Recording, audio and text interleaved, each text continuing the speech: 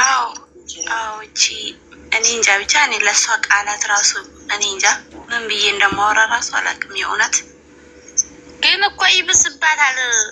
ትዘቀዘርባት ባስር የሚባል የሆነ ደራ ነገር ይዛታል። ምንም አታመጣም እኮ ምንም አታመጣም። ዝም ብላ ሩታ ላይ አፍ መክፈት ብቻ ነው የእሷ ስራ።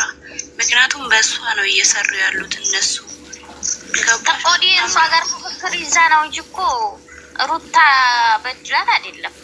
ሩታም እኮ አላወቀችበትም እነሱ ማለት ነው። የነዚህ ቪዲዮ ቫይራል የሚወጣላቸው ሩታ ስገባበት ብቻ ነው። በሩታ ነው ታውቂያለሽ። ግን ማለት ነው እኔ ጥያቄ አለ። እኔ ያልገባኝ ነገር አለ። እንኳን እሷ ከእሷ ጋር አንድ አንሶ ላይ የተጋፈፈ ሰውዬ ትንሽና ትልቅ ከእሷ ጋር ሌላ ተውት፣ ችግር የለውም። ሌላ ነገር አታውሩ። ሌላ ሰው ተውት። እሺ ባዳና እንበለው አንድ አካል አንድ አምሳል ያሉ እንኳን ቃላት እየወረወረስ እናንተ ለምንድን ነው የተደነቃችሁ? እሷ ስለተነገረች ለምን ያናዳቸዋል? መልስ ሰጥታለች። እሷ ማተናገራት እሱ ባሏ ቢናገራት ይሻላል። ባንዲቱ አይ እሱ ብቻ አይደለም። ምን መሰለሽ ሩታ ጋር ስትደርስ በጣም ትነዳለች። የሆነ ያለ አይደለ በቃ ጫትና ሲጋራ ስለምትቅም የነበረች ለዛ ነው የሚያቃጥላት። እንደዛ አይደለም ሰይጣን ይዛ መጣ ነው ደግሞ እሱ ከተባባልን ማለት ነው። ፋሚሊ ሩታ ማለት በጣም ጀግና በመሆኗ ማታ የተረዳው መሰራችሁ። ወንድምና እህት አፋጠዋት ባል ይመስሉ እነሱ የነሱ ህይወት የሚኖሩ ነው የሚመስሉት። በቃ የወንድማቸው ህይወት የሚመራው በሰው እጅ ነው። ድሮ ባቢላ ነበር፣ ደግሞ አሁን በእህቱ እጅ እንዲመራ የሚያደርግ አቋም የሌለው ደረጃ የሌለው በቃ የራሱ ማንነት የሌለው አበጋዝ ሚስቱን የልጁን እናት በሌላ ሰው ነው ማስሸማቀቅ የሚፈልገው። ይሄ ምንድነው? ማንነት እንደሌለውና አቋም እንደሌለው እያስመሰለ ቪዲዮ መስራት ስለሚፈልግ ብቻ ነው። ድራማው እንዲቀጥል ስለሚፈልግ ብቻ እሱ መጋፈጥ አይፈልግም። እህትና ወንድሙን አጋፍጦ ማንንም መሰደብና ማንንም እንዲጫወትባቸው። በእውነት እምላችሁ ቶክቶክ ላይ የተሰደቡ ስድብ፣ በዩቲዩብ የተሰደቡ ስድብ የአብርሽ ቤተሰቡ የወረዱ እንደሆኑ በቃ ውርድ ያሉ ወራዳ ደረጃ የሌላቸው እንደሆኑ በእውነት ማታ የተሰደቡ ስድብ እርሜ ልክ አይጠፋም። እርሜ ልኬን አረሳውም። እናንተ ጅቦች እየተባለ ማለት ነው። ሊሽ አይባልም እንደዚህ። በእውነት ነው የምላችሁ ጥሩ አይደለም። ለገንዘብ ብሎ የዘን ያለ ሰው ራሱ ዝቅ ያደርጋል። ለምን ቢቀርባቸውስ? ብዙ የምትባለው ሴት እንዴት ተዋረደች፣ እንዴት እንደቀለለች ማታ የወንድሟ ሚስት እንዳርጋ በቃ ፈልጊውም አይደለም። ተይ ወንድሜን፣ የልጅ እኮ አባት ነው። የልጇ አባት እኮ ነው። ሁለተኛ እርግዥ ያለው ማለት እሷ ነውር አለባት እንዴ? ግን አዎ እንደ ማህበረሰብ ግን የተፋታ ባል ማርገዝ ነውር ነው። ነገር ግን ውስጡ እንደማተፋቱና ለድራማ እንደሆነ እኛ ጠንቅቀን እናውቃለን። እነሱ ግን ድራማውን እንደ እውነት አድርገው የሚሰሩት ሰው ሞኝና ከብት እንደሆነ የሚዲያ ሰው ምንም እንደማያውቅ ስለሚያውቅ ብቻ እውነተኛ ታሪክ አድርገው እየዋሩ እኛን አይምሯቸውን የመዳም ቅመሞችን እየቀየሩ ነው። ይሄ ምንድነው? ውሸታም እንደሆኑ የአብርሽ ቤተሰብ በዚህ ማወቅ እንችላለን። እኛ አብርሽና ሩታ ተጋቡ ተፋቱ ምን አገባን? ግን የወረደባት ማንነት እንዳላቸው ግን አይተናል። ሩታ እኮ አሁን አረገዝኩን ያለችው ቂጣ አይደለም ያረገዘችው ልጅ ነው አይደል? ይወጣል ምን እንደዚህ ብዙ አስወራቸው። ቢያንስ እንኳን ያሁኑ ልጅ እንኳን ውሸት ቢሆን እኮ እየተወለደው ልጅ እውነት ነው። ከነሱ ነው የተወለደው አይደል? ለሱ ክብር እኮ መሰጠት አለበት። ለልዑል የሚባለው ልጅ እኮ ክብር እኮ የላቸውም። ልጁ እንዴት ተወለደ ለራሱ እንደሚቆጫቸው ነው ከሩታ የተገባኝ እኔ ማለት ነው። ሩታ ለምን ወለደኝ ብለው የሚያንገበግባቸው የአብርሽ ቤተሰብ እርግጠኛ ነኝ ማንነታቸው ነው የወጣው። መውለዷን አይፈልጉም። እያስመሰለ ነው እሱም ልጅ የሚለው እንጂ እንደማይፈልግ በግልጽ ከቤተሰቡ ተረድቻለሁ እኔ። እና ልጇን እሷ ሩታ ብዙ መስዋዕት ከፍላበታለች። ያለ ያሳድግላት፣ ፈጣሪ ያሳድግላት። እንደዚህ መስዋዕት ከፍላ አንድ ልጅ ማሳደግ መስዋዕት ነውና ሁለት ልጅ አርጋም አንድ ላይ ብታሳድግ ለኔ ደስ ይለኛል። ለምን ለአንድ ልጅ 2 አመት መቀመጡ አይቀርምና ሁለት ልጅ ማሳደጉ ለሷ ምንም ይከብዳት ነገር የለም። ነገር ግን በእንደዚህ ሁኔታ ግን እኔ እንደው ባታረግዝ እውነት ባይሆን ደስ ይለኛል። በእውነት ነው የምላቸው። ሰላም ፋሚሊ፣ እንግዲህ ማታ አቶ ቡዝዬ የምትባለው የሜዳ አህያ ማለት ነው ደረጃና ክብር የማያውቁ የሰው ልጅን ደረጃ የማያውቁ ልጅ የወለደችን ሴት በአደባባይ የምታዋርድ ወራዳ ሴት ማለት ቡዝዬ የምትባል ሴት ናት ማለት። ቡታጀራ ምስል አንዳንድ እህቶች ያላችሁ ጀግና እህቶችና እናንተን አይጠቀልልም። በነገራችን ላይ ግን ስነ መግባራቸው በጣም የወረደ እንደሆነ በጣም እረዳለሁ። ላይክ ሰብስክራይብ አድርጉ ፋሚሊ። እኔ በጣም ነው ያስጠላኝ በእውነት ነው የምላችሁ። ሩታ ሀብቴ ምን አይነት ቤተሰብ ጋር ነው የተጋባችውና የተዋለደችው? እኔ እንደራሴ እንኳን አንድ ልጅ በወልድ ከነሱ ቤተሰብ ለመቅረብ አልፈልግም።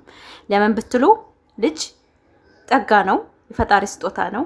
ልጅን የሚሰጠው የተባረከ ሰው ነው። ነገር ግን እነሱ ግን እንዲባረክና ልጃቸው ወልዶ ከብዶ ትልቅ ቦታ እንዲደርስ አይፈልጉም። በእውነት ነው የምላችሁ። እንዴት የተዋለደ ሰውና የተዛመደ ሰው አንድ ሀገር ሰዎች ይዝን ያህል ሲሸላቀቁ ማየት በእውነት በጣም ነው የሚደብረው፣ በጣም ነው የሚያስጠላው። ሀቂቃ ነው የምላችሁ። እኔ በጣም ነው የደበረኝ ማለት ብዙ የምትባል ሴትዮ አሁን የወንድሟን ክብር አይደለም እየጠበቀች ያለችው፣ የቤተሰብን ክብር ሳይሆን ቤተሰብ ምን አይነት ባለጌ አስመሳይ ሆዳም እንደሆኑና ክብር እንደሌላቸው ለምራትና ለአይት እንደማይገቡ በሷ ተምረናል። ወንድሙየው ለራሱ እያስመሰለ ነው። ለምን ሩታን እየወጋት ነበረ?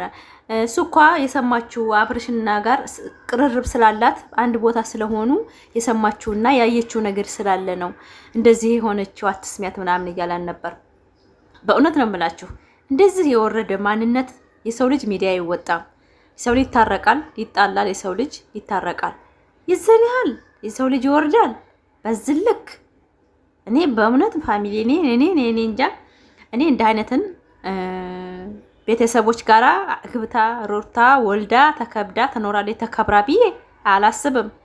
በደህና ነገር በደህና ቁሮንጮ ተሸፍነው በጣም ምስጥና አስመሳይና ድራማው በሩታ እንጂ በማንም አይዲያ እንደሌላቸው ተረድቻለሁ። አንድ ወንድ እናትና አባት ያለው እህት ወንድም ያለው ወንድ ልጅ እና እንደ አይነት ቤተሰብ በእውነት ነው የምላችሁ ሱብሃንአላህ። እኔ ወንድም እህት የዘን ያህል ልጃቸው ሲጀመር እንደዛ አረገዘች አይደል እንዴ በውስጥ የመፍታት በቃ አለ አይደል ድራማ እንደሆነ እንደሚያስታውቅባቸው እያስመሰሉ ሩታን አይዲያ እንደሆነችና ሩታ እንዳትርቃቸው የሚፈልጉ ይሄንን ያንዘላዘሉ አመቱ ሙሉ ሊሸቅሉ እየፈለጉ ባለጌ ቤተሰብ ናቸው። በእውነት ነው የምላችሁ። እንደ አብርሽ ቤተሰቦች የወረደብኝ ለምዝች ምድር ላይ ማለት ነው። እኔ አልহামዱሊላህ ረቢል ዓለሚን በእውነት ነው የምላችሁ። እኔ ጣጣ የለብኝም። ወደደኝ ሰው ጠላኝ፣ በራሴ የምተማመን ሴት ነኝ። ነገር ግን ሩታ ሀብቴ ግን ራሷን ዝቅ አድርጋ ለነሱ ቤተሰብ ለችጋራን ቤተሰብ እንዲያድጉ ብላ ራሷን እንደዚህ ብታረግዝ ነውር አለባት እንዴ? ከባሏ እኮ ነው። አንድ ሴትም እኮ ባለ ትዳርን አፋትቼ ራሴ ያረጋለሁ ብላ እኮ የምትሽለጠለጥ ሴት አለች አይደል እንዴ? ይሄ ነው እንዴ ሄርሜላ አሁን ጀግና የሚያስብላት? አብርሽ ጀግና የሚያስብለው ምኑ ነው? ትዳሩን ዝቅን ስላረገ እሷ ሴትን እያዋረደ ሌላ ሴት እያደነቀ የሚሄደው ወዶ ፈቅዶ እንደዚህ ከምሩ መስሏችሁ? እያስመሰለና እየተጫወተባት ነው ሄርሜላን እንጂ ብቻውን አለ ሴት ትንፋሽ ደሙ ስለማይሰራ ብቻ እንጂ ከሩታ በልጣ አይደለም። ሩታን ጠልቶ አይደለም። ሐቂቃ ነው የምላችሁ። የልጁ እናት ናት። ነገ እንደማይለያዩ ፈጣሪ ያውቃል፣ ሰውም ያውቃል፣ ሲጀመር ማንም ያውቃል። ነገር ግን እሷን ዝቅ እያደረጉ እሷ አሰማም በቃ እንደምትወደው እንደምታከብረው እንደምትሞትለት ስለሚያውቅ ብቻ በሌላ ሴት እየቀጣ እያሰቃየ ሰው ማሽቃባጭ ነው። እስቲ ምንድነው ጥቅማችሁ? አብርሽና ሩታ ተለያይተው ሌላ ሴት አግብቶ ቢኖር ጥቅማችሁ እናንተ የሚዲያ ሰው ምንድነው? ምን ጥቅም አለን?